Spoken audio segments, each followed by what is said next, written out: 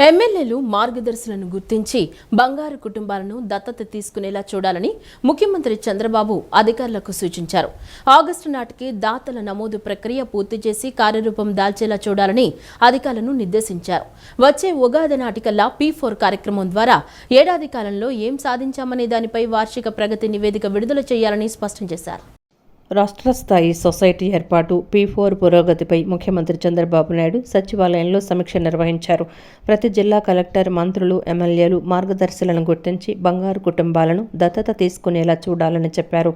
దాతలు ఎవరెవరు ఎంత మొత్తం ఇచ్చారు, ఇంకెంత సాయం బంగారు కుటుంబాలకు అవసరం అవుతుంది వంటి విషయాలు అన్ని వెబ్సైట్లో పొందుపరచడంతో పారదర్శకంగా ఉంటుందని, P4 పై విశ్వాసం మరింత పెరుగుతుందని ముఖ్యమంత్రి అధికారులకు సూచించారు. ఆగస్టు 15 కల్లా 5 లక్షల బంగారు కుటుంబాలను దత్తత తీసుకునేలా చూడాలన్న ప్రభుత్వ లక్ష్యానికి అనుగుణంగా మార్గదర్శి బంగారు కుటుంబాల నమోదు చేపడుతున్నట్లు సమీక్షలో అధికారులు ముఖ్యమంత్రికి వివరించారు. ఇందుకోసం మిలాపు, డొనేట్ కార్టు, రంగ్దే సంస్థలు ప్లేయర్లుగా P4లో భాగస్వాములవుతున్నాయని తెలిపారు. దాతలు కుటుంబాలను, మండలాలను, గ్రామాలను కూడా దత్తత తీసుకోవడంతో పాటు నిధులు సమకూర్చేలా P4 రూపకల్పన చేశామన్నారు. దాతలు తామెవరికి ఆర్థికంగా సాయం చేయాలి అనుకుంటున్నారో ఆన్లైన్ ద్వారా కూడా వారికి సాయం అందించే అవకాశాన్ని కల్పించామన్నారు. దాతలు ముందుగా P4 ప్లాట్ఫామ్ ద్వారా లాగిన్ అవ్వడంతో ప్రక్రియ ప్రారంభమవుతుందని చెప్పారు. కేరళ తరహాలో అరకు ప్రాంతాన్ని హోమ్ టూరిజం పేరిట అభివృద్ధి చేస్తానని, కురడి గ్రామాన్ని మోడల్ పర్యాటక కేంద్రంగా తీర్చిదిద్దుతామని ఏపీ ఉప ముఖ్యమంత్రి పవన్ కళ్యాణ్ తెలిపారు. గ్రామ దేవతల ఆలయాలను అభివృద్ధి చేసి స్థానికులకు ఉపాధి కల్పిస్తామన్నారు. ఉపాధి హామీ పథకంలో ఉద్యాన మొక్కల్ని అందిస్తామని తెలిపారు. కురడి పంచాయతీ అభివృద్ధికి తన వంతు విరాళంగా 5 లక్షలు ప్రకటిస్తున్నానని, కురడి గ్రామాన్ని దత్తత గ్రామంగా భావిస్తున్నానని చెప్పారు. అల్లూరి సీతారామరాజు జిల్లాలో ఉప ముఖ్యమంత్రి పవన్ కళ్యాణ్ 2వ రోజు పర్యటించారు. ఈ సందర్భంగా డుంబ్రిగూడ మండలంలోని కుర్డి గ్రామాన్ని ఆయన సందర్శించారు. గ్రామంలో కొలువైన శ్రీ బ్రహ్మరాంబ సమేత మల్లికార్జున స్వామివారిని దర్శించుకున్నారు. గ్రామస్తులు ఆలయ కమిటీ సభ్యులతో కలిసి పంచామృతాలతో స్వామివారికి అభిషేకం చేశారు. అనంతరం ఆలయ అర్చకులు పవన్కి తీర్థప్రసాదాలు అందజేశారు. ఆ తర్వాత గిరిజనుల కోరిక మేరకు కుర్డి గ్రామాన్ని పవన్ కళ్యాణ్ సందర్శించారు. అక్కడ నిర్వహించిన రచ్చబండ కార్యక్రమంలో ఆయన పాల్గొన్నారు.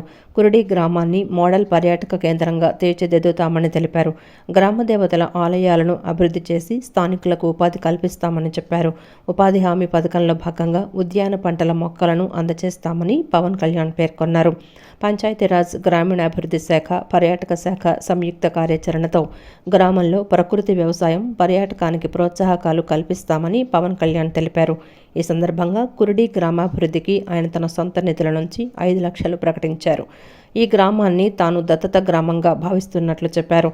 అనంతరం శంకరమెట్ల వద్ద అటవీ శాఖ ఆధ్వర్యంలో కాఫీ తోటల్లో నిర్మించిన చెక్క వంతెనను పవన్ ప్రారంభించారు. గుజరాత్, ఆంధ్రప్రదేశ్ వంటి రాష్ట్రాలు వృద్ధి రేటులో ముందంజలో ఉన్నాయని కేంద్ర మంత్రి వర్ధన్ సింగ్ తెలిపారు. Guntur to Germany, Nellore to New York వరకు ప్రపంచం మొత్తం మనవాళ్లు ఉన్నారని వెల్లడించారు. పాస్పోర్ట్ సేవా కేంద్రం ద్వారా ప్రజలకు మెరుగైన సేవలు అందిస్తున్నామని, యువత అవసరాలను దృష్టిలో ఉంచుకుని అనేక సేవలు అందుబాటులోకి తెచ్చామని వెల్లడించారు. రీజనల్ పాస్పోర్ట్ కార్యాలయంలోనే ప్రింటింగ్, ఇతర అన్ని రకాల సేవలు ఇక్కడి నుంచి అందిస్తారని స్పష్టం చేశారు. రోజుకు 500 దరఖాస్తుల నుంచి 1000 దరఖాస్తులకు పెరిగాయని తెలిపారు.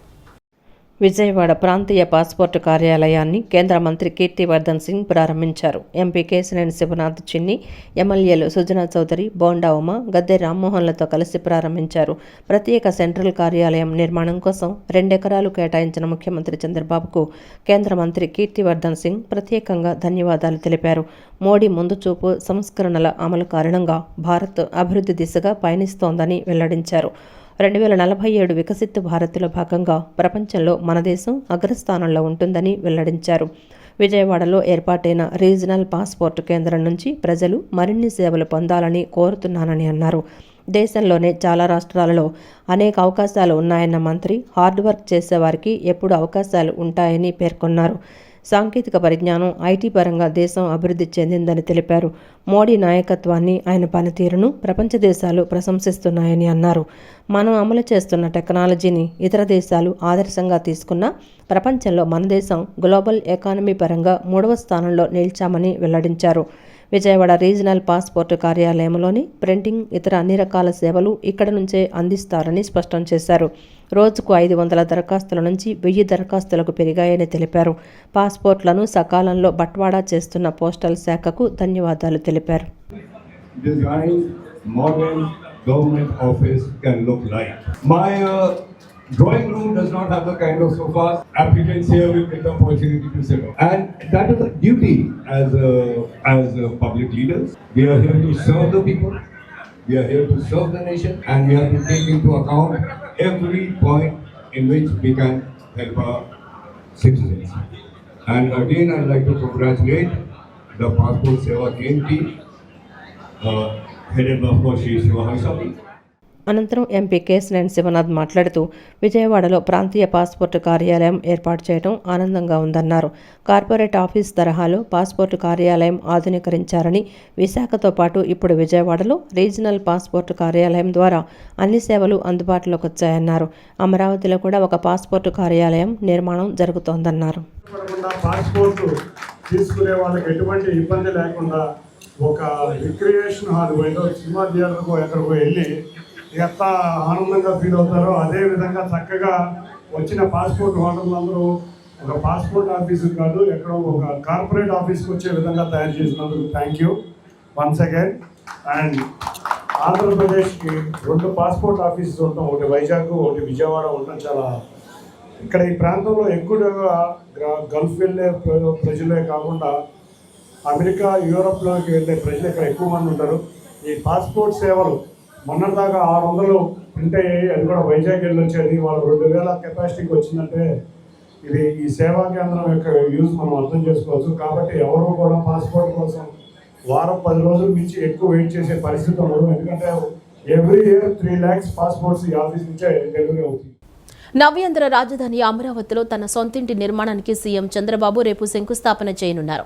బుధవారం ఉదయం 8:51 సీఎం కుటుంబ సభ్యులు భూమి పూజ చేస్తారు. వెలగపూడి సచివాలయం వెనుక E9 రహదారి పక్కనే ఇంటి నిర్మాణం చేపట్టనున్నారు.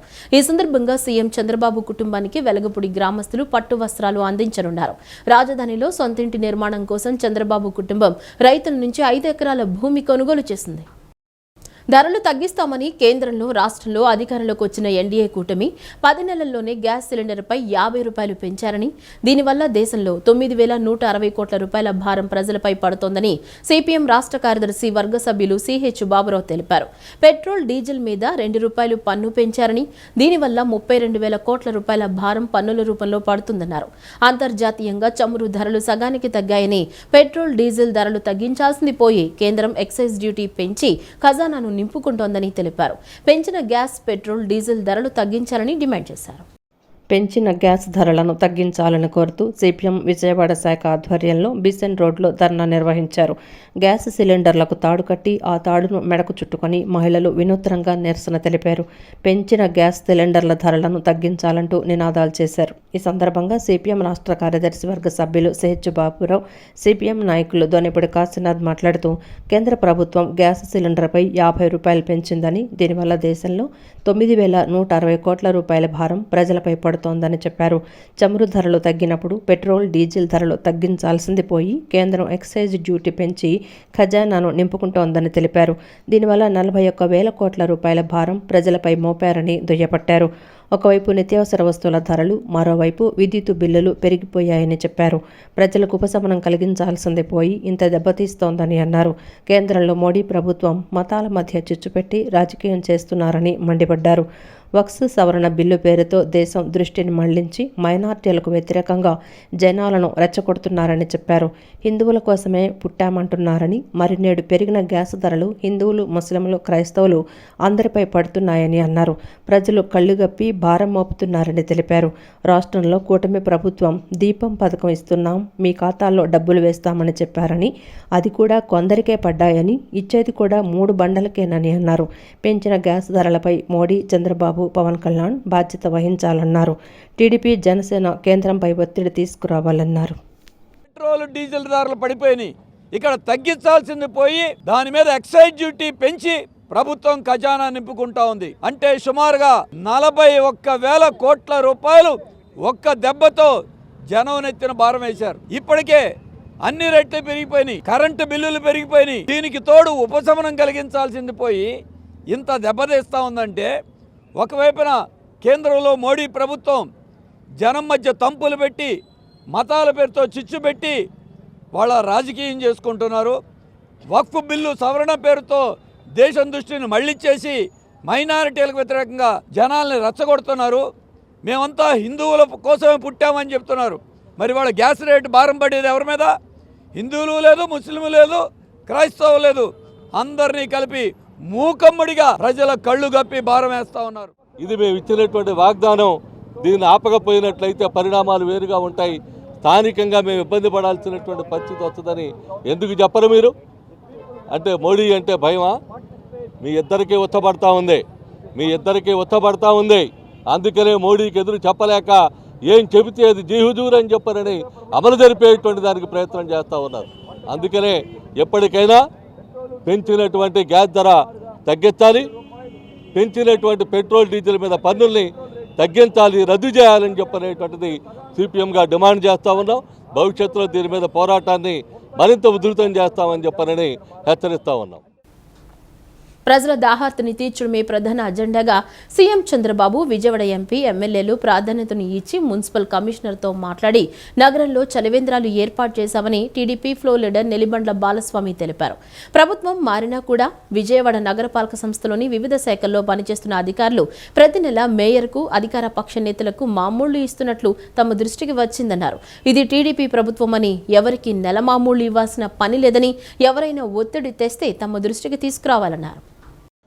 విజయవాడ మున్సిపల్ కార్పొరేషన్లోని టీడీపీ ఫ్లోర్ లీడర్ కార్యాలయంలో నెలిబండ్ల బాలస్వామి, కార్పొరేటర్ల ఉమ్మడి చంటి, పొట్లూరి సాయిబాబు, వీరమాంచనేని లలిత విలేకరుల సమావేశం నిర్వహించారు. సమావేశంలో నెలిబండ్ల బాలస్వామి, ఉమ్మడి చంటి మాట్లాడుతూ వేసవిలో ప్రజల దాహార్తిని తీర్చేందుకు, చల్లటి మంచినీరు అందించేందుకు విజయవాడ నగరంలో 75 చోట్ల చలివేంద్రాలు ఏర్పాటు చేశామని అన్నారు. నియోజకవర్గానికి 25 చోట్ల బడ్డీ కొట్లు ఏర్పాటు చేసి అందులో చల్లటి నీరు అందిస్తున్నామని తెలిపారు. ఇంకా అవసరమైన చోట చలివేంద్రాలు ఏర్పాటు చేస్తామన్నారు. ప్రభుత్వం మారినా కూడా విజయవాడ నగరపాలక సంస్థలోని వివిధ శాఖల్లో పనిచేస్తున్న అధికారులు ప్రతి నెల మేయర్కు, అధికార పక్ష నేతలకు మామూళ్లు ఇస్తున్నట్లు తమ దృష్టికొచ్చిందన్నారు. ఇది టీడీపీ ప్రభుత్వమని, ఎవరికీ నెల మామూళ్లు ఇవ్వాల్సిన పని లేదని, ఎవరైనా ఒత్తిడి తెస్తే తమ దృష్టికి తీసుకురావాలన్నారు. ఎవరూ భయపడాల్సిన పని లేదని, ఎవరికీ లంచాలు ఇవ్వవద్దని అన్నారు. తూర్పు నియోజకవర్గంలో కమిషనర్ సర్క్యులర్ లేకుండానే 35 మంది పారిశుద్ధ్య కార్మికులను మాజీ సీఎం హెచ్ఓ సురేష్ ఆధ్వర్యంలో నియమించడం జరిగిందని, అందులో పెద్ద ఎత్తున చేతులు మారాయని, అవినీతి జరిగిందని తెలిపారు. టీడీపీ ప్రభుత్వం పారదర్శకంగా ఉంటుందని, ఎవరికీ ఇబ్బంది లేకుండా పాలన సాగించడమే కూటమి ప్రభుత్వ లక్ష్యమన్నారు. విజయవాడ నగరపాలక సంస్థ కార్పొరేటర్లు ఈ నెల 21న విజ్ఞాన యాత్రకు వెళ్తున్నారని చెప్పారు. బెంగళూరు, మైసూర్, త్రివేంద్రం, కొచ్చిన్, కన్యాకుమారి, మధురై వెళ్తున్నట్లు తెలిపారు.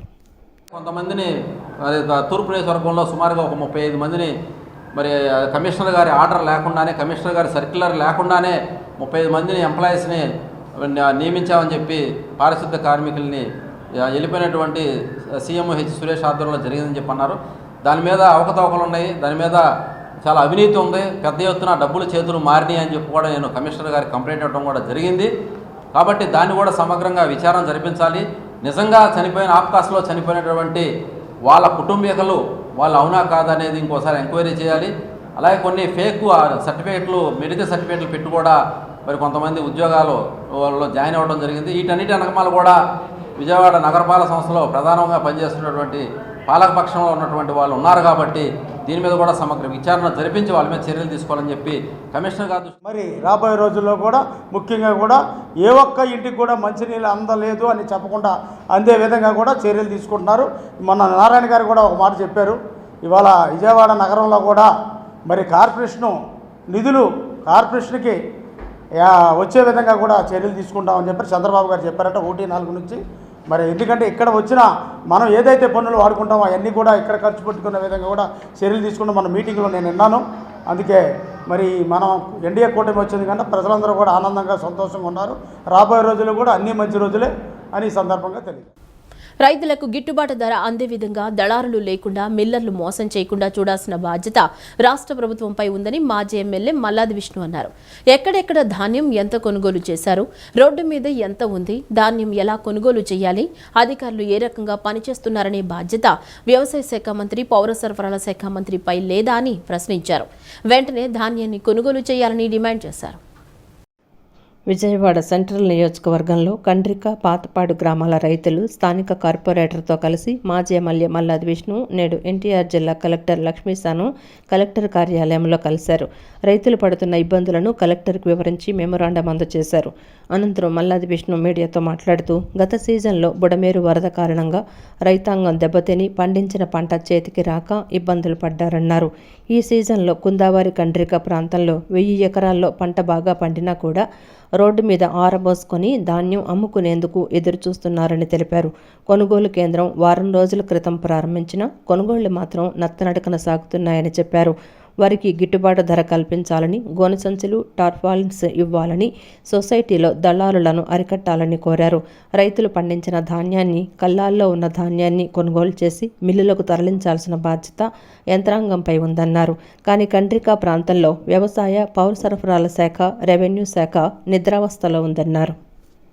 కూడా కొంటాము అని చెప్పని ఆయన చెప్పినప్పటికీ కూడా ప్రభుత్వం దీని మీద ప్రత్యేకమైనటువంటి శ్రద్ధ పెట్టినట్టుగా కనపడలేదు. రైతులకి సంబంధించి గిట్టుబాటు ధర అందే విధంగా దళారులు లేకుండా, మిల్లర్లు మోసం చేయకుండా చూడాల్సినటువంటి బాధ్యత రాష్ట్ర ప్రభుత్వం మీద ఉంది. వ్యవసాయ శాఖ మంత్రి ఏం చేస్తూ ఉన్నారు? రివ్యూ చేయవలసిన లేదా? సివిల్ సప్లైస్ మినిస్టర్ ఏం చేస్తూ ఉన్నారు? రివ్యూ చేసుకోవాల్సిన లేదా? ఎక్కడెక్కడ ధాన్యం ఎంత రోడ్డు మీద ఉంది, ఎంత ఏ రకంగా ధాన్యాన్ని కొనుగోలు చేయాలి, ఏ రకంగా అక్కడ ఉన్నటువంటి దానికి సంబంధించిన అధికారులు ఏ రకంగా పనిచేస్తున్నారు అని చెప్పి చూడాల్సినటువంటి ఆవశ్యకత లేదా అని చెప్పి అడుగుతా ఉన్నాం. ఖచ్చితంగా అకాల వర్షాలు, వాతావరణ శాఖ ఏమో 4-5 రోజుల పాటు ఎండలు, వర్షాలు రెండూ ఉంటాయని చెప్పి, ఇలాంటి పరిస్థితుల్లో యంత్రాంగం అంతా కూడా త్వరితగతిన రైతులు పండించినటువంటి ధాన్యాన్ని, కళ్ళాల్లో ఉన్నటువంటి ధాన్యాన్ని కొనుగోలు చేసి మిల్లర్లకి పంపించాల్సినటువంటి బాధ్యత, అత్యవసరంగా చర్యలు తీసుకోవాల్సిన బాధ్యత. రాష్ట్ర ఉప ముఖ్యమంత్రి పవన్ కళ్యాణ్ కుమారుడు మార్క్ శంకర్ పవనోవిచ్ సింగపూర్లోని ఓ స్కూల్లో జరిగిన అగ్ని ప్రమాదంలో గాయపడ్డాడని, అతను త్వరగా కోలుకోవాలని అభయాంజనేయ స్వామికి ప్రత్యేక పూజలు చేసినట్లు జనసేన పార్టీ నాయకులు బాడిత శంకర్ తెలిపారు. కుమారుడికి ప్రమాదం జరిగిందని తెలిసినా కూడా ప్రజలకు ఇచ్చిన మాట ప్రకారం పవన్ కళ్యాణ్ మన్యం ప్రాంతంలో పర్యటించి ప్రజల సమస్యలు తెలుసుకుని అభివృద్ధి పనులకు శంకుస్థాపనలు చేశారన్నారు. రాష్ట్రం ప్రజల కోసం అహర్నిశలు తప్పించే వ్యక్తి పవన్ కళ్యాణ్ అని, ఆయన కుమారుడు త్వరగా కోలుకోవాలని, కుటుంబం అంతా ఆరోగ్యంగా ఉండాలని ప్రార్థించినట్లు చెప్పారు.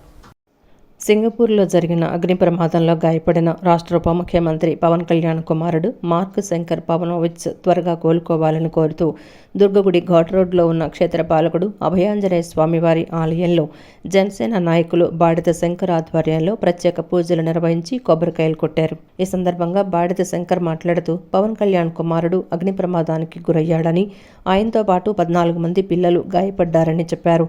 ప్రమాదం గురించి తెలిసిన మన్యం ప్రజలకిచ్చిన మాట ప్రకారం పవన్ కళ్యాణ్ తన పర్యటనను పూర్తి చేశారన్నారు. రాష్ట్రం సస్యశ్యామలంగా ఉండాలని ఆయన తన కార్యక్రమం పూర్తి చేసుకుని సింగపూర్ వెళ్లడం జరిగిందని చెప్పారు. కుటుంబమంతా ఆరోగ్యంగా ఉండాలని అమ్మవారిని, అభయాంజనేయ స్వామి వారిని ప్రార్థించడం జరిగిందన్నారు. ఆ కుటుంబానికి ఏ ఆపద రాకుండా ఉండాలని మనసారా కోరుకుంటున్నామని తెలిపారు. రాష్ట్రం కోసం ఏదైతే కట్టుబడి ఉన్నారో ఆ మాట ప్రకారమే ఆయన జిల్లాల పర్యటన చేస్తున్నారని అన్నారు. పర్యటనలో ఉన్నప్పుడు ఏ సంఘటన జరిగినా తన పర్యటన ముగించుకున్న తర్వాతే వెళ్లారని తెలిపారు. ఆంజనేయ స్వామిని కానీ మేము మొక్కోవడం జరిగింది.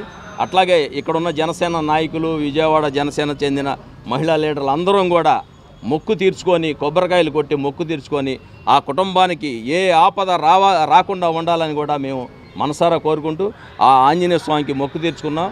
పవన్ కళ్యాణ్ గారు ఈ రాష్ట్రం కోసం ఏదైతే కట్టుబడి ఉన్నారో ఆ మాట ప్రకారమే ఆయన జిల్లాల పర్యటన చేయడం జరుగుతుంది.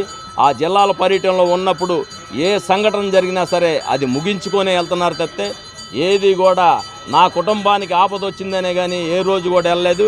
ఇది మొదటిసారి కాదు, ఇలాంటి చాలాసార్లు జరిగినా సరే వారు ఇదే పద్ధతిలో ఈ రాష్ట్రాన్ని పాలిస్తున్నారు తప్పితే స్వార్థం కోసం ఈ రాష్ట్ర రాజకీయాలు పవన్ కళ్యాణ్ గారు అయితే ఎప్పుడు కూడా చేయలేదని కూడా ఈ సందర్భంగా తెలియజేస్తూ ఆ ఆంజనేయ స్వామి ఆ కుటుంబాన్ని చల్లగా కాపాడాలని కూడా ఈ సందర్భంగా తెలియజేస్తాను. అనంతరం వీర మహిళ రావి సౌజన్య మాట్లాడుతూ పవన్ కళ్యాణ్ ప్రజలే కుటుంబం, ప్రజల తర్వాతే ఎవరైనా అని ఆయన చెప్తుంటారని, అదేవిధంగా తన కుమారుడికి ప్రమాదంలో గాయాలైనా కూడా ప్రజల కోసం పర్యటించారని అన్నారు. ఆయన సతీమణి కూడా ధైర్యం చెప్పడంతో పర్యటన ముగించుకుని వెళ్లారని అన్నారు. ఆయన బాగుంటేనే ప్రజలు బాగుంటారని, ప్రజలకు మేలు చేస్తారని, అందుకని వారి కుటుంబం బాగుండాలని ఆకాంక్షించారు. ఒక వ్యక్తి అయితే అన్నా లజనవర్ గారు కూడా దానికి సపోర్ట్ చేయటం అంటే ఎవరు కూడా ఒక తండ్రిగా ఆయన మాట చెప్పినా తల్లి ఎవరు యాక్సెప్ట్ చేయరు. కానీ అన్నా లజనవర్ గారు ఎంత ధైర్యం చెప్పకపోతే పవన్ కళ్యాణ్ గారు ఇక్కడ ఉండి కార్యక్రమం చేసిన తర్వాత రండి అని చెప్పే మాట కూడా నిజంగా ఎంత ఆదర్శంగా ఉన్నారో వాళ్ళు ఈ ప్రజల కోసం కుటుంబం మొత్తం కూడా ఎంత కష్టపడుతుందని చెప్పని మనం ఆలోచించాలి. అలానే మార్క్ శంకర్కి ఇంకా తొందరగా కోలుకోవాలని చెప్పని వారిశంకర్ గారి ఆధ్వర్యంలో ఈరోజు ఆంజనేయ స్వామి గుడిలో మేము కొబ్బరికాయలు కొట్టి దేవుని మొక్కుకోవడం జరిగింది. వారికి వారి కుటుంబానికి ఎటువంటి ఇబ్బంది కలగకుండా ఇంకా వారు బాగుంటేనే ప్రజలు బాగుంటారు, ప్రజలకు మెరుగైన సేవలు చేస్తారు. కాబట్టి ఖచ్చితంగా కుటుంబం అంతా బాగుండాలని చెప్పని మనస్ఫూర్తిగా కోరుకుంటున్నాను. కృష్ణానది తీరాన శ్రీ వైష్ణవ మహాదివ్యక్షేత్ర సేవా సంఘం ఆధ్వర్యంలో శ్రీవారి వైభవోత్సవ సహిత హనుమాన్ చాలీసా సమాపనోత్సవాలు ఘనంగా ప్రారంభమయ్యాయి. ఈ నెల 13వ తేదీ వరకు శ్రీవారి వైభవోత్సవ సహిత హనుమాన్ చాలీసా సమాపనోత్సవాలు నిర్వహిస్తున్నట్లు సంఘం కార్యదర్శి దూపు గుంట్ల శ్రీనివాసరావు తెలిపారు. ఈ సందర్భంగా కృష్ణా తీరాన బబ్బూరి గ్రౌండ్స్ లో నమూనా ఆలయాన్ని ఏర్పాటు చేసి శ్రీవారి ఉదయాస్తమాన సేవలు నిర్వహిస్తున్నామని ఆయన చెప్పారు. కృష్ణానది తీరాన శ్రీ వైష్ణవ మహాదివ్య క్షేత్ర సేవా సంఘం ఆధ్వర్యంలో శ్రీవారి వైభవోత్సవ సహిత హనుమాన్ చాలీసా సమాపనోత్సవాలు ప్రారంభమైన సందర్భంగా నగరంలోని బబ్బూరి గ్రౌండ్స్లో శ్రీ వైష్ణవ మహాదేవ క్షేత్ర సేవా సంఘం ఆధ్వర్యంలో విలేకరుల సమావేశం ఏర్పాటు చేశారు. ఈ సమావేశంలో సంఘం కార్యదర్శి దూపకుంట్ల శ్రీనివాసరావు మాట్లాడుతూ పెనుమాక గ్రామంలో కల శ్రీ వైష్ణవ మహాదేవ క్షేత్రంలో 365 రోజుల పాటు అఖండ శ్రీ హనుమాన్ పారాయణ కార్యక్రమం నిర్వహించామన్నారు. ముగింపు కార్యక్రమానికి సంకేతంగా బబ్బూరి గ్రౌండ్స్లో ఈ నెల 7 నుంచి 13వ తేదీ వరకు 50,000 మంది భక్తులతో హనుమాన్ చాలీసా పారాయణం ఏర్పాటు చేస్తామన్నారు. శ్రీవారి నమూనా ఆలయాన్ని రూపొందించి తిరుమల తరహాలో ఉదయాస్తమాన సేవలు నిర్వహిస్తున్నామని అన్నారు. ఏడాది పాటు నిర్విరామంగా హనుమాన్ చాలీసా పారాయణం చేసిన భక్తులను అయోధ్య రామమందిర దర్శనానికి తీసుకువెళ్తామని చెప్పారు. అవసరం లేదు, ఎంతో గొప్ప వ్యక్తి వారి తాతగారు కానీ అటువంటి వారి కంట నుంచి వచ్చే సుందరకాండ పారాయణ వింటే ఎన్నో జన్మల పుణ్యఫలం మనకు అందుతుంది. కాబట్టి వారు ఈ కార్యక్రమానికి రావడం ఎంత విశేషం. అట్లానే ఇక్కడ తిరుమల నమూనా దేవాలయాన్ని ఏర్పాటు చేసి తిరుమలలో జరిగే ప్రతి సేవని భక్తులందరికీ చూపించాలనే ఉద్దేశంతో ఏర్పాటు చేశాం.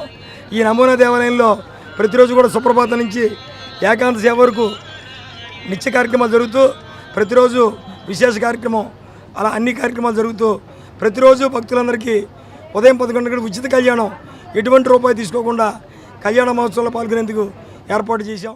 అనంతరం ప్రముఖ గాయకులు ఎంఎస్ రామారావు మనవడు ఎంఎస్ శ్రీనివాస్ మాట్లాడుతూ ప్రతిరోజు సాయంత్రం 6 గంటల నుండి 8 గంటల వరకు సుందరకాండ హనుమాన్ చాలీసా పారాయణం చేస్తామని వివరించారు. శ్రీవారి నమూనా ఆలయాన్ని రూపొందించి తిరుమల తరహాలో ఉదయాస్తమాన సేవలు నిర్వహిస్తూ శ్రీ వైష్ణవ మహాదేవ క్షేత్ర సేవా సంఘం ఇంతటి బృహత్తర కార్యక్రమాలను నిర్వహించడం అభినందనీయమన్నారు. మనకి ఎన్నెన్నో భాగ్యాలు ఉండొచ్చు, కానీ భగవంతుడికి మించినటువంటి భాగ్యవంతుడు మనకు ఎవరు లేరు. ఈ వారం రోజులు ఈ భక్తి కార్యక్రమంలో పాల్గొనండి. మీ కోరికలు తీర్చుకోండి. సంతానంలో వారికి సంతానం కావాలని, వివాహం జరగని వాళ్ళకి వివాహం జరగాలని, వ్యాపారం బాగుండని వాళ్ళకి వ్యాపారం బాగుండాలని, వ్యాపారం బాగుండే వాళ్ళు ఇంకా ఆనందంగా ఉండాలి, ఎంతోమందికి ఉపయోగపడాలి.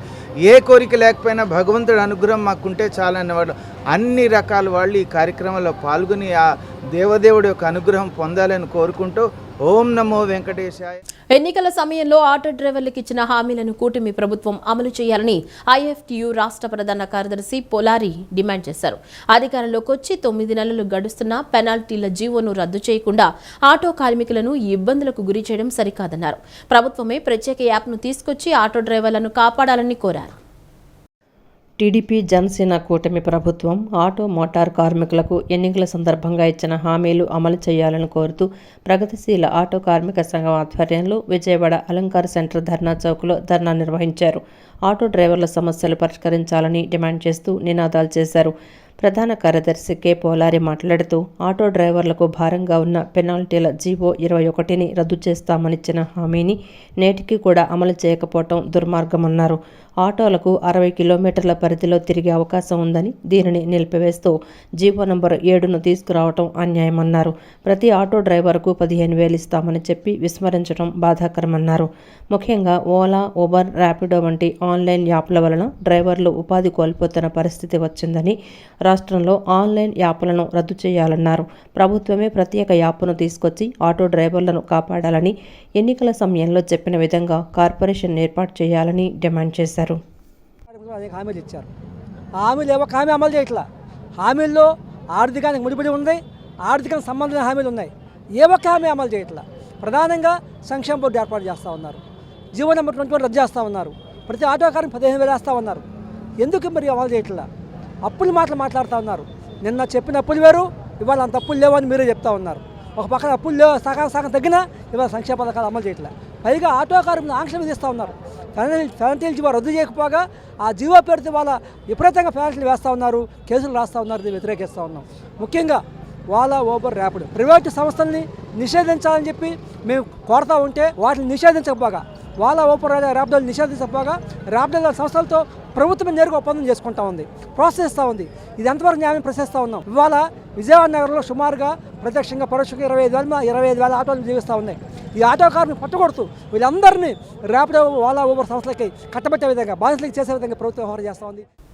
వక్ఫ్ బిల్లు అంశంపై ముస్లింలలో తీవ్ర ఆందోళన నెలకొందని, బీజేపీతో కలిసి ఉన్న తెలుగుదేశం ప్రభుత్వం ముస్లింలకు అన్యాయం చేస్తోందని ఎన్టీఆర్ జిల్లా వైసీపీ మైనార్టీ అధ్యక్షులు మస్తాన్ ఆరోపించారు. ముఖ్యమంత్రి చంద్రబాబు మైనార్టీల పట్ల స్పష్టమైన ప్రకటన చేయకపోవడం నిరాశ కలిగిస్తోందన్నారు. గుణదల్లోని జిల్లా పార్టీ కార్యాలయంలో ఏర్పాటు చేసిన విలేకరుల సమావేశంలో ఆయన మాట్లాడుతూ, ఇఫ్తార్ విందులో మైనార్టీలకు అండగా ఉంటామని చెప్పి ఇప్పుడు వక్ఫ్ బిల్లుకు సంపూర్ణ మద్దతు తెలపడం ముస్లింలకు మోసం చేసినట్లేనని మస్తాన్ విమర్శించారు. వక్ఫ్ కమిటీల్లో ఇతర మతస్థులు ఉండడం సరికాదని, ముస్లింల హక్కులకు ఇది తీవ్ర అవమానమన్నారు. ఇంతటి అన్యాయంపై ముస్లిం ఎమ్మెల్యేలు మౌనంగా ఉండడాన్ని ఆయన ప్రశ్నించారు. ముస్లింలకు నిజమైన అండగా నిలిచే పార్టీ ఒక్క వైసీపీ అని మస్తాన్ స్పష్టం చేశారు. తీసుకోవాలని ఎలా ఉంటారో మా కమిటీలో వేరే మనుషులు తీసుకొని మా భూములు లాక్కోవడానికి మీకు హక్కు ఎవరు ఇచ్చారు? వక్ఫ్ భూమి అంటే ఏంటి? అల్లాకి దానం చేసేది, అల్లాకి ఇచ్చింది. అది అల్లాకి ఇచ్చింది మీరు ఎలాగ రిటర్న్ తీసుకోవడానికి మేమే తీసుకోం. ₹1 ఎక్కడైనా దానం చేస్తే దాన్ని ఆశపడం. అలాంటిది ఇచ్చేయరు. అలాంటి బిల్లుకి మీరు ఎలాగ దానికి సపోర్ట్ చేస్తారు? అరే పక్క రాష్ట్రంలో దానికి సపోర్ట్ చేసినందుకు ముస్లింలు 17 మంది రాజీనామా చేశారు ఎమ్మెల్యేలు.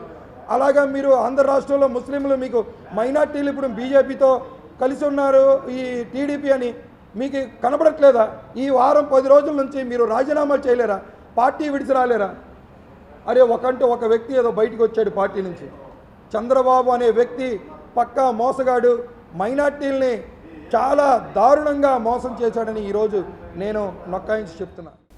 గతంలో పిల్లలు గాలిపటాలు ఎగురవేస్తే నేటి తరం డ్రోన్ కెమెరాలు ఎగురవేస్తున్నారని విజయవాడ ఎంపీ కేశినేని శివనాథ్, ఎమ్మెల్యే గద్దె రామ్మోహన్లు తెలిపారు. ఉపాధ్యాయులు నేర్పిన నైపుణ్యాలను విద్యార్థులు ఎంతో శ్రద్ధగా ప్రాజెక్టుల రూపంలో ప్రదర్శించిన తీరు అభినందనీయమని ప్రశంసించారు. Guru Nanak colony Don Bosco school నందు ఏర్పాటు చేసిన డ్రోన్ ఫెస్ట్ సందర్శకులను విశేషంగా ఆకట్టుకుంటోంది. 2 రోజుల డ్రోన్ ఫెస్ట్ నేడు ప్రారంభమైంది. ఈ కార్యక్రమానికి ముఖ్య అతిథులుగా విజయవాడ ఎంపీ కేశినేని శివనాథ్, తూర్పు నియోజకవర్గ ఎమ్మెల్యే గద్దె రామ్మోహన్, ప్రిన్సిపాల్, పలువురు ప్రముఖులు ముఖ్య అతిథులుగా విచ్చేసి డ్రోన్ ఫెస్ట్ను ప్రారంభించారు. అడ్వాన్స్డ్ టెక్నాలజీతో విద్యార్థులు తయారు చేసిన డ్రోన్లను ఎంపీ కేశినేని చిన్ని, ఎమ్మెల్యే గద్దె రామ్మోహన్లు పరిశీలించారు. విద్యార్థులతో మాట్లాడి వాటి విశేషాలు, వివరాలు అడిగి తెలుసుకున్నారు. ఈ ఫెస్టులో దాదాపు 60 ప్రాజెక్టులను విద్యార్థులు ప్రదర్శించారు. డ్రోన్ టెక్నాలజీ గురించి విద్యార్థులను అడిగి తెలుసుకున్నారు. అనంతరం విజయవాడ ఎంపీ కేశినేని శివనాథ్ మాట్లాడుతూ, ప్రస్తుత కాలంలోని విద్యార్థులు శాస్త్ర సాంకేతిక విజ్ఞానాన్ని అందిపుచ్చుకోవడంతో పాటు వాటిని వినియోగించి ప్రయోగాలు చేయటంలోనూ ముందుంటున్నారని పేర్కొన్నారు. ఆర్టిఫిషియల్ ఇంటెలిజెన్స్ టూల్స్ వినియోగించి రోబోలు తయారు చేశారని తెలిపారు. విద్యార్థులు చక్కగా 3D పెయింటింగ్ వేశారని తెలిపారు. వ్యవసాయం, నేరాల నియంత్రణకు, దేశ సరిహద్దుల్లో రక్షణ, ఇలా అనేక రకాలుగా డ్రోన్లు వినియోగిస్తారని తెలిపారు. అమరావతిలో క్వాంటమ్ కంప్యూటింగ్ రాబోతోందని విద్యార్థులను ఆ దిశగా సిద్ధం చేయాలని ఎంపీ కేశినేని చిన్ని కోరారు. నిత్య జీవితంలో ఆర్టిఫిషియల్ ఇంటెలిజెన్స్ అవసరం బాగా పెరిగిందన్నారు. ప్రధానమంత్రి నరేంద్ర మోదీ, ముఖ్యమంత్రి చంద్రబాబు నాయుడు ఇటువంటి మార్పునే కోరుకుంటున్నట్లు తెలిపారు. రాష్ట్ర ప్రభుత్వం నుంచి ఇలాంటి ప్రాజెక్టులు చేసే విద్యార్థులకు ప్రోత్సహించే పాఠశాలలకు సహకారం ప్రోత్సాహకం ఉంటుందన్నారు. చిన్న చిన్న పిల్లలు ఆర్టిఫిషియల్ ఏఐ టూల్స్ను వాడుకుని చక్కగా రకరకాల రోబోట్స్ తయారు చేసి డ్రోన్స్ను తయారు చేసి ఇవాళ రేపు రాబోయే కాలంలో మనకు ఆర్టిఫిషియల్ ఇంటెలిజెన్స్ యొక్క వాల్యూ చంద్రబాబు నాయుడు గారు ప్రతినిత్యం చెప్తుంటే చిన్న చిన్న పిల్లలు అద్భుతంగా 3D ప్రింటింగ్ కానీ ఇప్పుడు ఇవాళ చూస్తే మనం 3D ప్రింటింగ్ ఈవెన్ డిఫెన్స్లో కూడా మనం వాడుతున్నాం. ఇవాళ డ్రోన్స్ చూస్తుంటే ఇవాళ అగ్రికల్చర్లో కానీ అన్నిటికన్నా ముఖ్యంగా డిఫెన్స్లో కానీ ఇవాళ ఈ డ్రోన్ వాడని ఏరియా లేదు, ఆర్టిఫిషియల్ ఇంటెలిజెన్స్ వాడని స్పేస్ లేదు. ఇటువంటి చక్కగా పిల్లలకు అవగాహన కల్పిస్తూ వీళ్ళల్లో ఒక ఆసక్తిని రేకెత్తిస్తూ ఇటువంటి ప్రోగ్రాములు చేస్తున్న ముందు డాన్ బాస్కో స్కూల్ యాజమాన్యానికి కంగ్రాచులేషన్ చెప్తున్నాను. నిజంగా మా చిన్నప్పుడు కానీ రామ్మోహన్ రావు చిన్నప్పుడు కానీ ఇటువంటి అవకాశాలు లేవు. ఇవాళ పిల్లలు చాలా అదృష్టవంతులు. ఎందుకంటే ఎక్కడో అమెరికాలో ఉన్న టెక్నాలజీని ఇక్కడ తీసుకొస్తున్నాం. రాబోయే కాలంలో అమరావతిలో క్వాంటమ్ కంప్యూటింగ్ కూడా రాబోతుంది. దాని మీద కూడా జాగ్రత్త తీసుకోవాలని స్కూల్ యాజమాన్యాన్ని వారికి కోరుతున్నా. రాబోయే కాలంలో ఆర్టిఫిషియల్ ఇంటెలిజెన్స్ ఎంత ఇంపార్టెంటో క్వాంటమ్ కంప్యూటింగ్ కూడా అంతే ఇంపార్టెంట్. దాని మీద దృష్టి పెట్టి నిజంగా ఇటువంటి మార్పే కదా మనం ఇవాళ చంద్రబాబు నాయుడు గారు కానీ మన ప్రధాని నరేంద్ర మోడీ గారు కానీ కోరుకునేది. ముందు చిన్నపిల్లలందరికీ కూడా ఆశీస్సులు తెలియజేసుకుంటూ వాళ్ళ బ్రైట్ ఫ్యూచర్ కోరుకుంటూ స్కూల్ యాజమాన్యానికి ధన్యవాదాలు తెలుపుకుంటున్నాం. అనంతరం ఎమ్మెల్యే గద్దె రామ్మోహన్ మాట్లాడుతూ గతంలో పిల్లలు గాలిపటాలు ఎగురవేస్తే నేటి తరం డ్రోన్ కెమెరాలు ఎగురవేస్తున్నారని తెలిపారు. ఉపాధ్యాయులు నేర్పిన నైపుణ్యాలను విద్యార్థులు ఎంతో శ్రద్ధగా ప్రాజెక్టుల రూపంలో ప్రదర్శించిన తీరు అభినందనీయమని ప్రశంసించారు. డ్రోన్లు తయారు చేయడం చాలా ఆనందంగా ఉందన్నారు. ఈ రోజున టెక్నాలజీ ఎంత ఏ స్థాయికి వెళ్ళిపోయిందంటే పసిపిల్లలు ఈ వయసులో గతంలో అయితే గాలిపటాలు తయారు చేసుకోవడం అదే పెద్ద గొప్ప ఆర్ట్ అనుకున్నాం. ఇవాళ డ్రోన్స్ సైతం ఎగరవేసే విధంగా వాళ్ళు అసెంబ్లింగ్ చేసి వాళ్ళే చిప్స్ అన్ని అరేంజ్ చేసి మరి ఇది సామాన్య విషయం కాదు. ప్రపంచంలో అనేకమైన మార్పులు వస్తూ ఉన్నాయి అనే దానికి ఇక్కడ డాన్ బాస్కో యాజమాన్యానికి మనస్ఫూర్తిగా ప్రతి ఒక్కళ్ళు కూడా కృతజ్ఞతలు తెలియజేయాలి. పిల్లల్లో ఆ క్రియేషను దాంతోపాటు వాళ్ళల్లో ఇంట్రెస్ట్ కూడా పెంచి వాళ్ళు ఇంకోటి చేయాలని ఇన్నోవేషన్కి వెళ్ళే సందర్భం వాళ్ళ మనసులకి ఒక చక్కటి అవగాహన, దాని మీద సంతృప్తి, దాని మీద ఒక క్రియేషన్ అనేది పెరగాలి అనే ఆలోచన ఇవన్నీ కూడా గొప్పగా ఈ ఫెస్ట్ని డ్రోన్ ఫెస్ట్ అని ఇక్కడ అరేంజ్ చేసినందుకు మనస్ఫూర్తిగా యాజమాన్యాన్ని కృతజ్ఞత తెలియజేస్తున్నాను. అదేవిధంగా పిల్లలందరూ కూడా వారి యొక్క కృషికి వారు నేర్పిన జ్ఞానాన్ని కరెక్ట్గా ప్రదర్శించి సూపర్లకు కూడా ఆకుట్టిన విధంగా చేసిన పిల్లలందరూ కూడా ఆశిస్తుంది.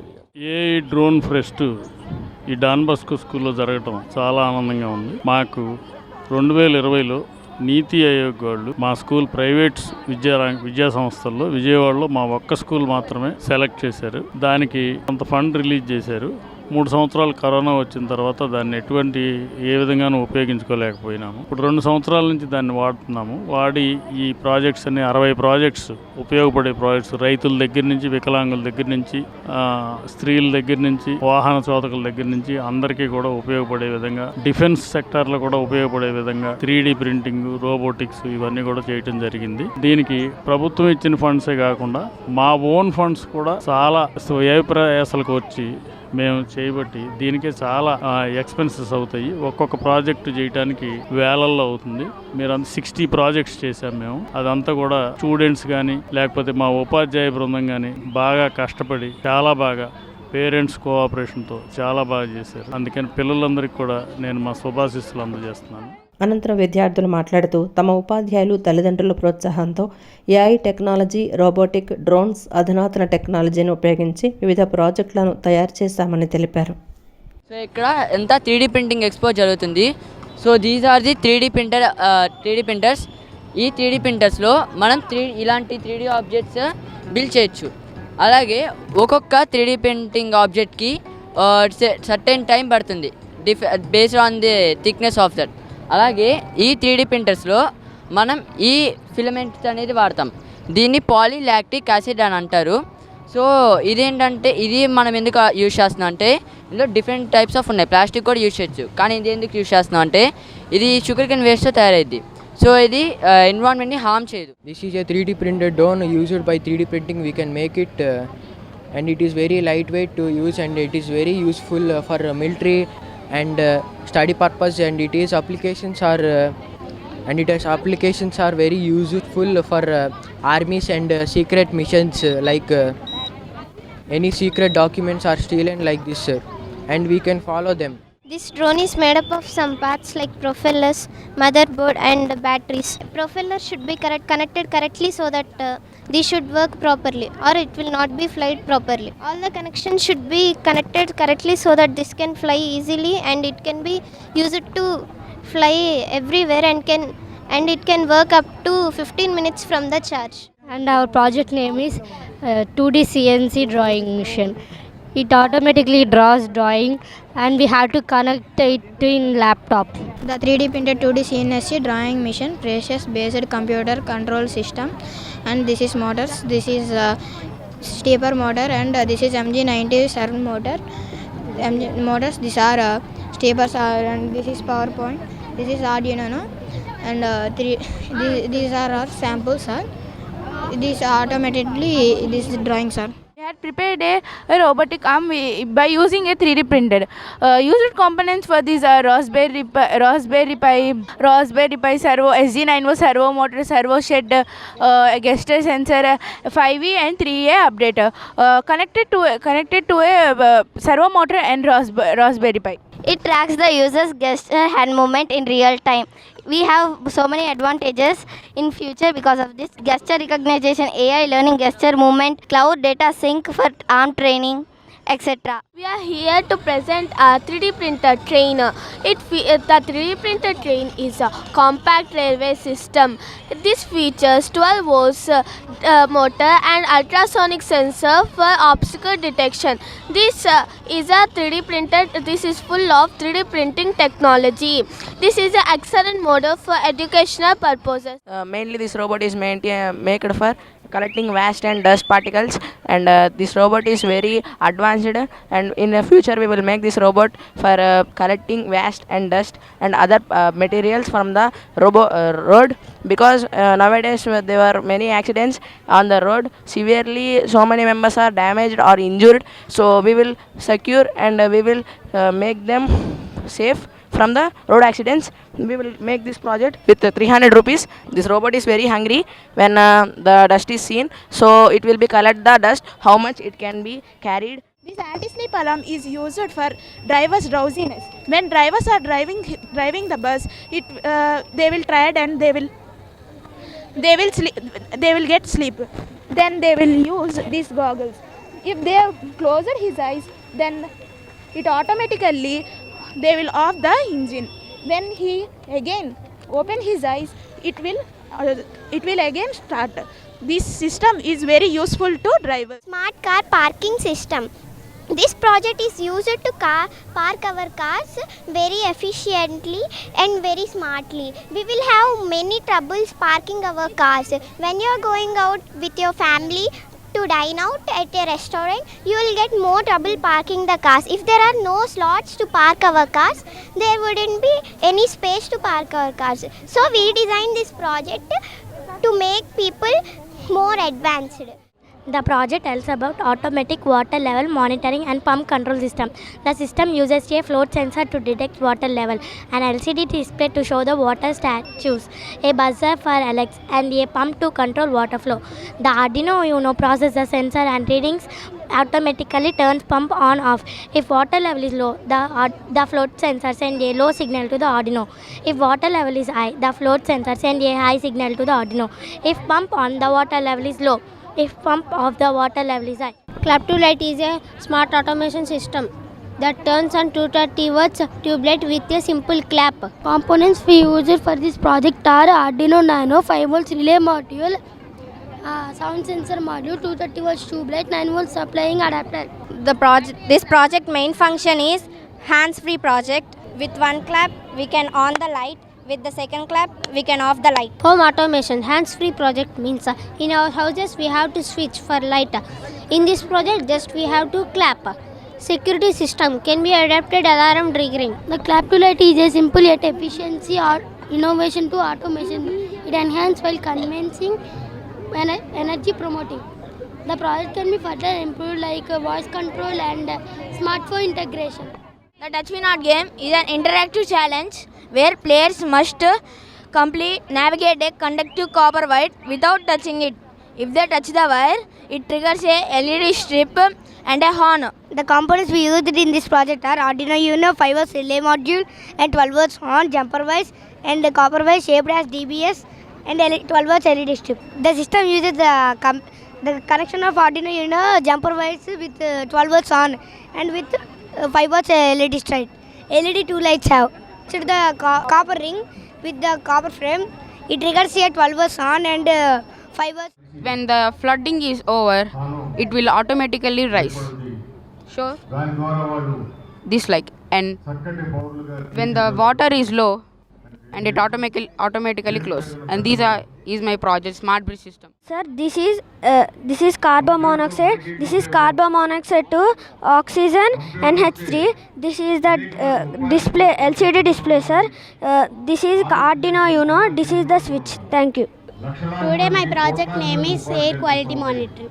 The air quality monitoring system controls overall air pollution and humidity levels in the environmental surrounding. This system utilizes multiple gases sensors to detect harmful gases and provide real time through an LCD display. It is beneficial for monitoring, and it is industrial safety and public health awareness. Thank you. Wireless charging for electric vehicles. Wireless charging for electric vehicles is an innovative system designed to enable to charge for electric vehicles without physical connectors. This system integrates IR sensor to detect whether the vehicle is parked in the correct charging position. 16:2 LCD display shows parking status and charging status. 12V1A adapter powers the parking detection system. Wireless transmitter transmit power efficiently to the receiver in the EV. The firefighting robot is an autonomous or remotely controlled robot designed to extinguish fires in emergency situations. Equipped with a motor, a mini submersible pump, a foam bottle, and a and Bluetooth control. It can be directed toward fire-prone areas where this robot is especially useful in hazardous environment where human intervention is risky. This robot will control through Bluetooth using a mobile app. When we click F, it will move front. When we click S, it will stop. Again, when we click B, it will go backwards. And again, when we click S, it will stop. My project name is Ocean Cleaning Robot. The net mechanism we use to collect dump yard to here, like plastic, gold, and we will use this in oceans and rivers, lakes. We will use this Bluetooth and we will operate this one. Used components are lead battery and Arduino Uno, Arduino driver 2x7 wheels. Thank you. ఇది పొలాల్లో human లేబర్ని తగ్గిస్తుంది. Solar ఎనర్జీతో రావడం వల్ల మనకి electricity కూడా తక్కువ ఖర్చు వస్తుంది. ఎఫిషియెంట్ క్రాప్కి ఇది యూజ్ అయింది. ప్లస్ ఇది స్మాల్ ఏదైతే ఉందో అది చిన్న అగ్రికల్చర్ ల్యాండ్స్కి ఇదైతే సూటబుల్ అయింది. దీంట్లో 12V బ్యాటరీతో చేసాము. దీంట్లో ఆర్డినో యూనో అనే చిప్ ఉంది. ఈ చిప్ ఈ మొత్తాన్ని ప్రాసెస్ చేసి కమాండ్స్ దేనికి అది పంపిస్తుంది. ప్లస్ ఇది బ్లూటూత్ రోబోట్. ఇది ఆండ్రాయిడ్ యాప్తో ఉంటుంది. ఆండ్రాయిడ్ యాప్ నుంచి కమాండ్స్ హెచ్సి బ్లూటూత్ మాడ్యూల్ అనే దానికి వెళ్ళి ప్రాసెస్ అయ్యింది. లైట్ ఫాలోయింగ్ రోబోట్లో ఏంటంటే ఇది ఆటోనోమస్ రోబోటిక్ అనమాట. ఇది లైట్ని ఫాలో చేసిద్ది. ఇది ఏంటంటే దీంట్లో ఉన్న కాంపోనెంట్స్ ఏంటంటే ఎల్డిఆర్ లైట్స్ అంటే light depend resistors, motor driver, Motors, wheels. అంటే మనం ఇప్పుడు ఎక్కడన్నా లైట్ని మనకు చూపిస్తుంది అనమాట. డైరెక్షన్ కానీ నావిగేట్ కానీ చేసిద్ది అనమాట. ఇప్పుడు మనం ఎక్కడన్నా తప్పిపోయినా మన ముందు మనకి దగ్గరలో ఉన్న లైట్ని ఫాలో చేసి మనకి రూట్ చూపించింది. This is an obstacle avoidance robot. The obstacle avoidance robot is an autonomous robotic system. It navigates environment while avoiding obstacles. This project is to employ an Arduino Uno ultrasonic sensors and motor drivers to facilitate intelligent movement. This is ideal for applications in automations, security and surveillance. The wireless surveillance robot is an advanced autonomous robotic system designed for remote monitoring and security purposes. Integrates an LoT-based CPU plus E2.5A camera for real-time surveillance, motion tracking and alerts. The robot is powered by The robot is powered by 12V lead acid battery and 12V lead acid battery controlled via an Arduino Uno with an L298N motor driver. L2N8N motor driver managing its movement. Our competition is a sumo fight. In this, robot prepared with 4 wheels, 4 motors, battery, wires, and charving. This competition is nothing but 2 robots will fight, and which robots 2 will come out, that robot is out. ఈ వార్తలు ఇంతటితో సమాప్తం. నమస్కారం.